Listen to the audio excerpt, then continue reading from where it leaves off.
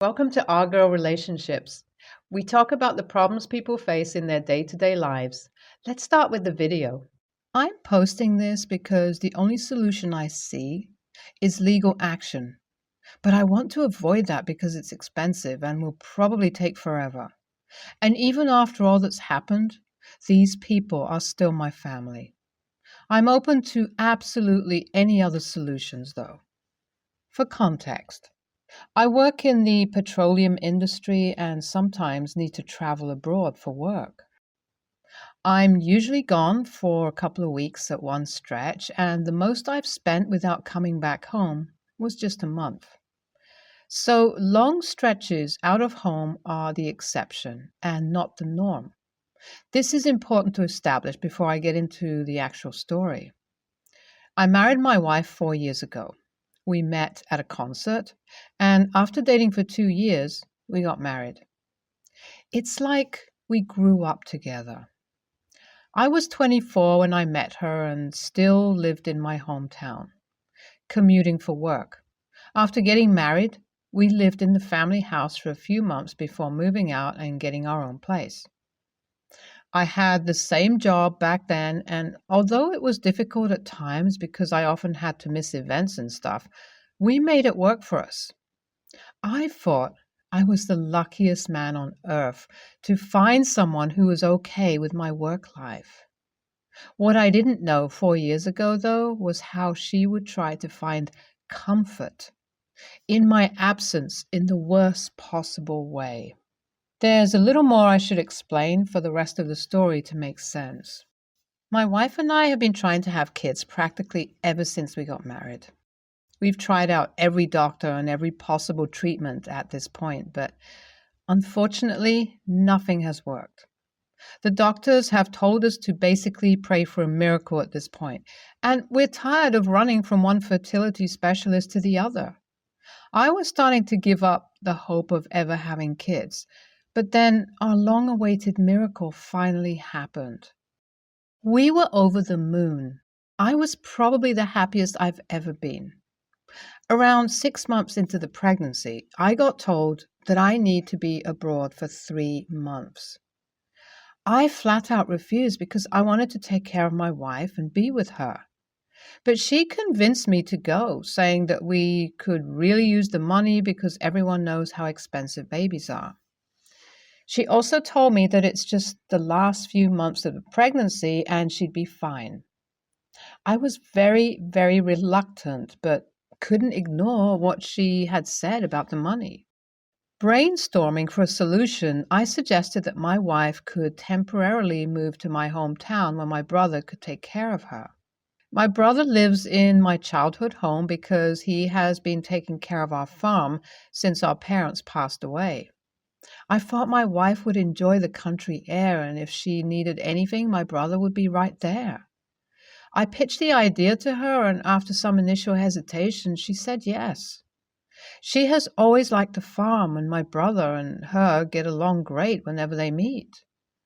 I drove her there before my flight and went away thinking I made the right call. Boy, was I wrong. I worked the hardest I possibly can, desperate to finish everything as fast as possible and go back. The first month was fine. I missed my wife and called her every day, and she told me that she missed me too.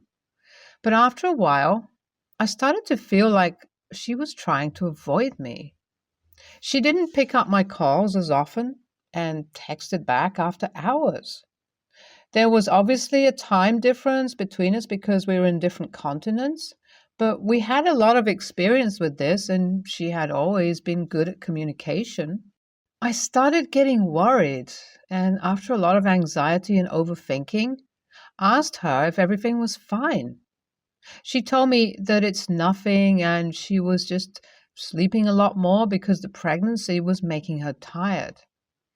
The way she said this wasn't very convincing, and I asked her again if everything was fine, and she kept assuring me it's fine.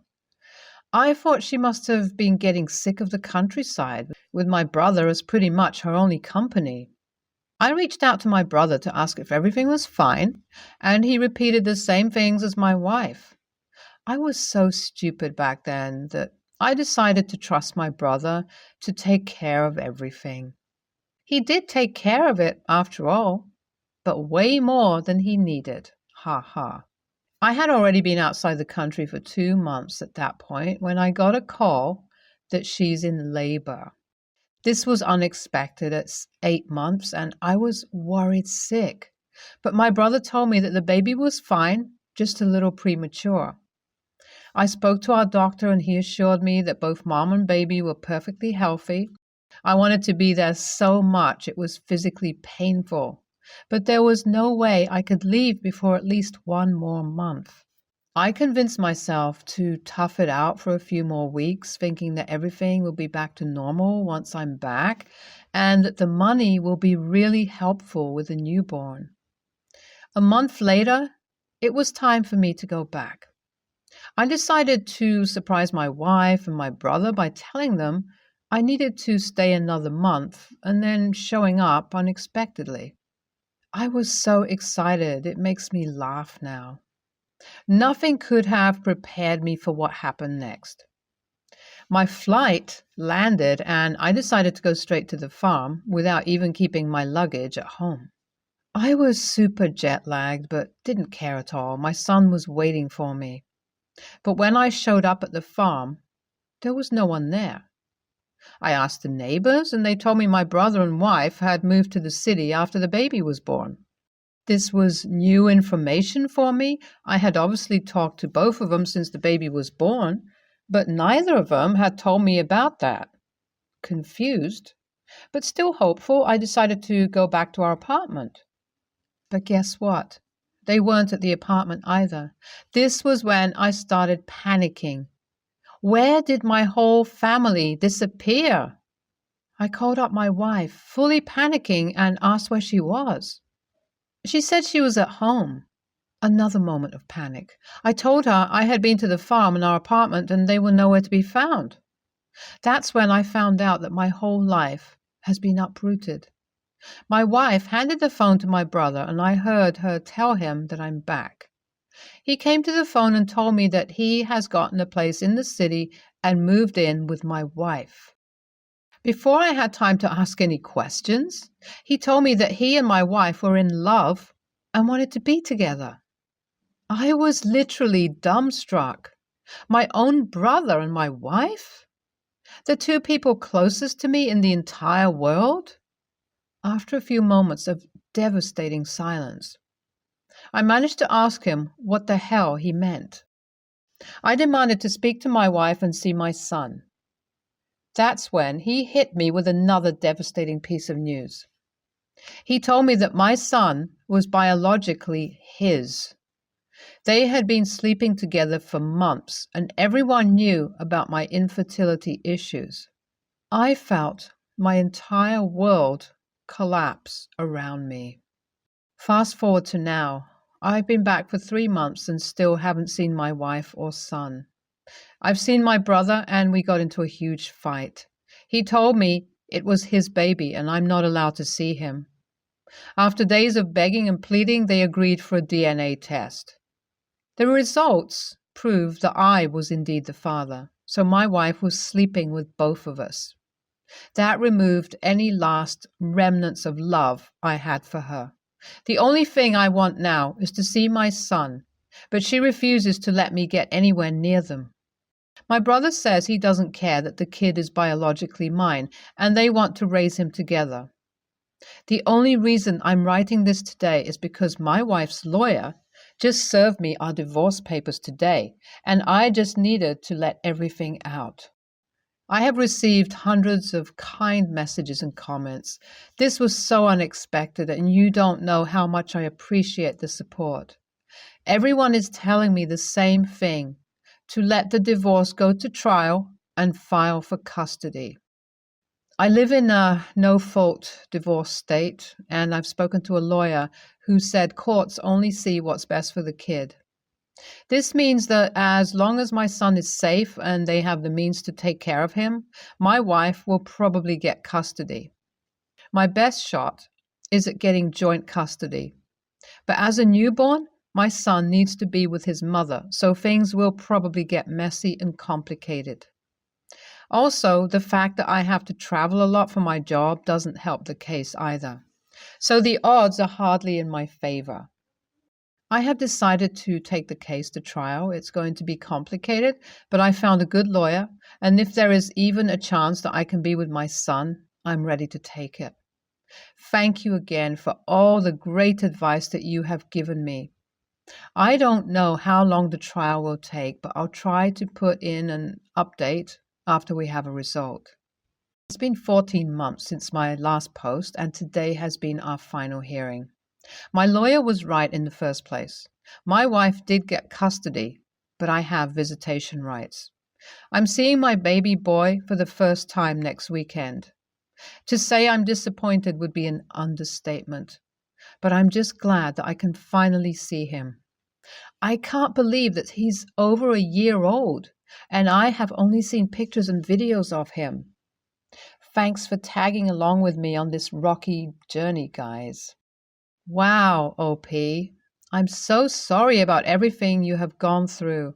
I feel so angry myself about what has happened to you, so I can't even imagine what you have gone through.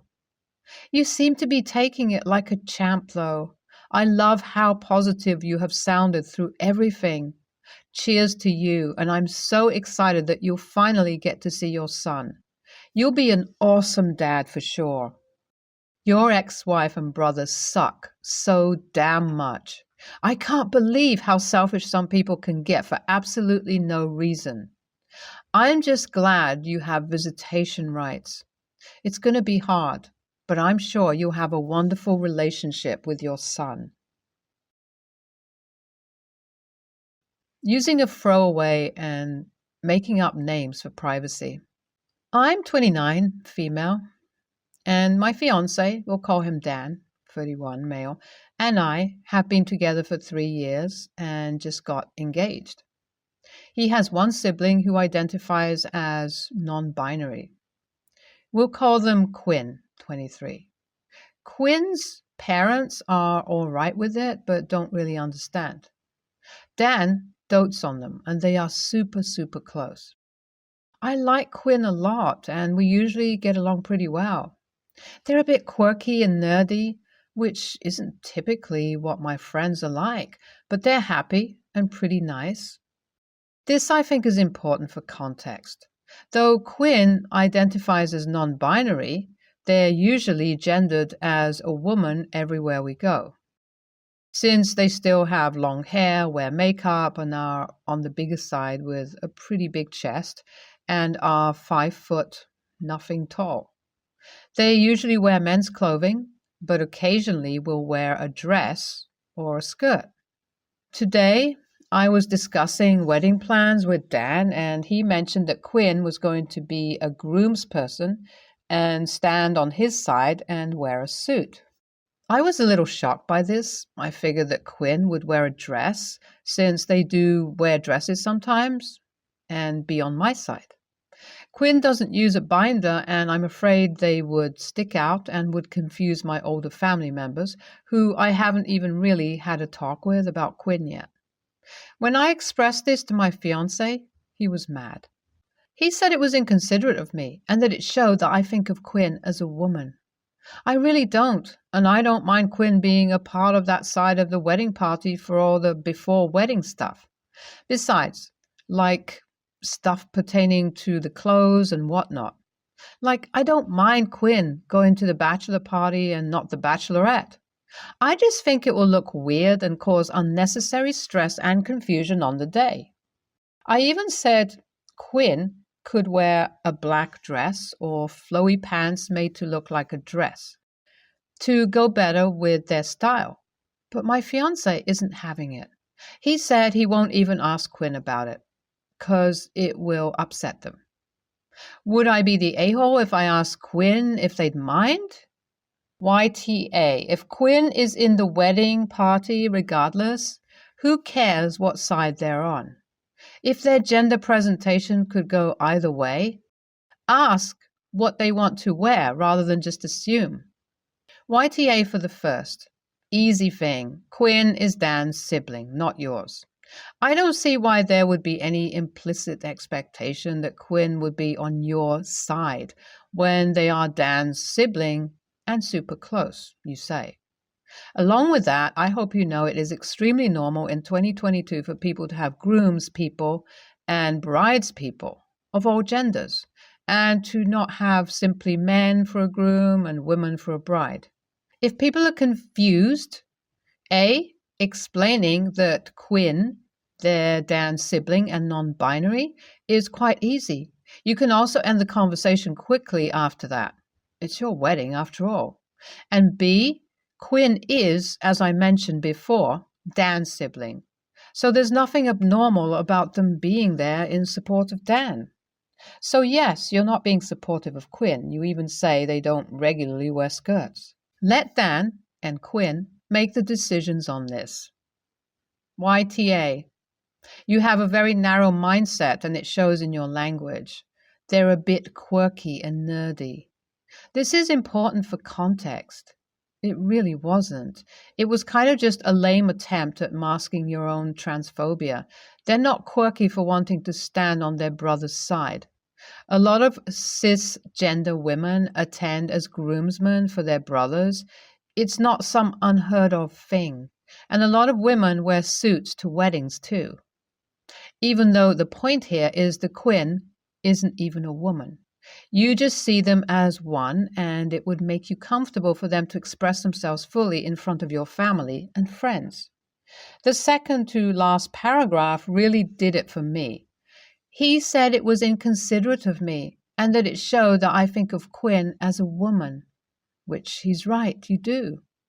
I just think it will look weird and cause unnecessary stress and confusion on the day. Who are you referring to as the it in this sentence? It will look weird?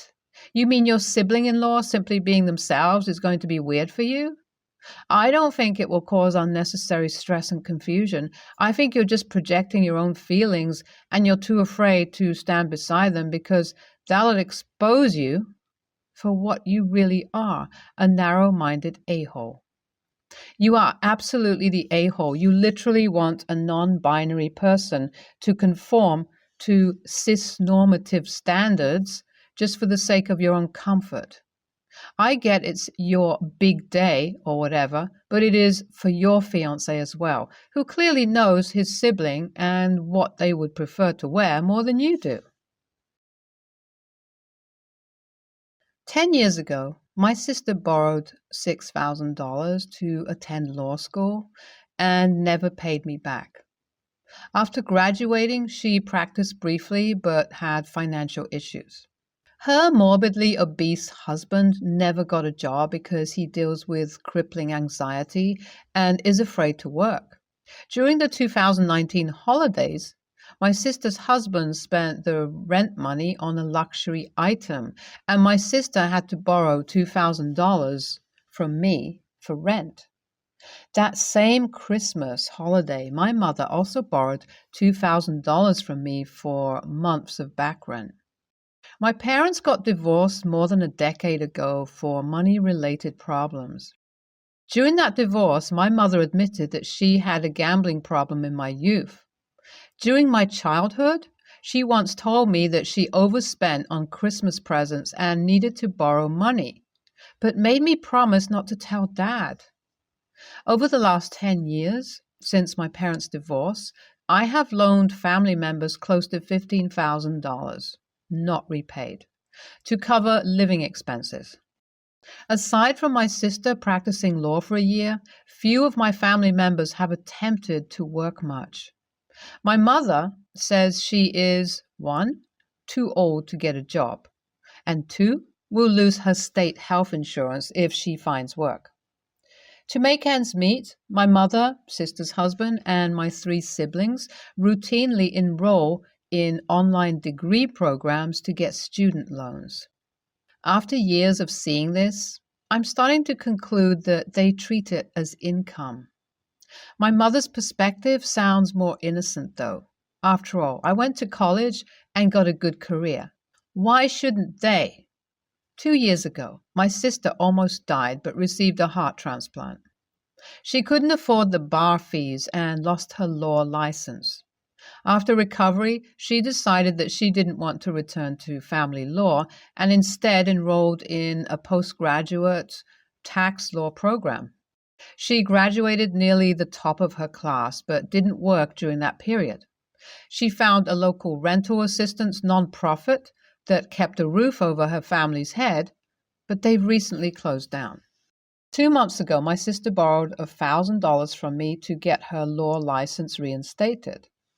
But last week, she informed me she was 3 months behind on rent and facing eviction.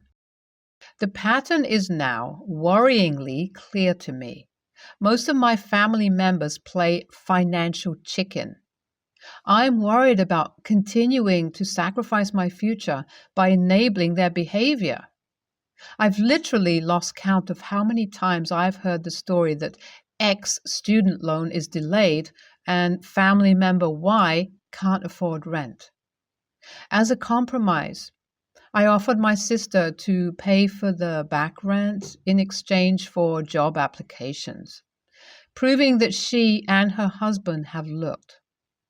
She told me that she was waiting to get her law license reinstated from the bar before starting. It doesn't appear that any attempt has been made to secure employment by her or her husband during the last 3 months. AITA? NTA, you are willing to help, but you want them to show they are helping themselves. You are being more generous than most would be by this point. Your assessment of your family's financial balance seems to be accurate based on your account, and continuing to support their irresponsibility won't help in the long run. It's okay to stop being the family source of funds to people who aren't making efforts to progress. NTA, you are a person, not a bank. You have done more than your share to take care of people who refuse to care for themselves. It's inexcusable that your sister is capable of working and choosing not to. Her shameful choice is what's making her family homeless, not yours. Your sister should work as a highly qualified legal assistant until her license is reinstated.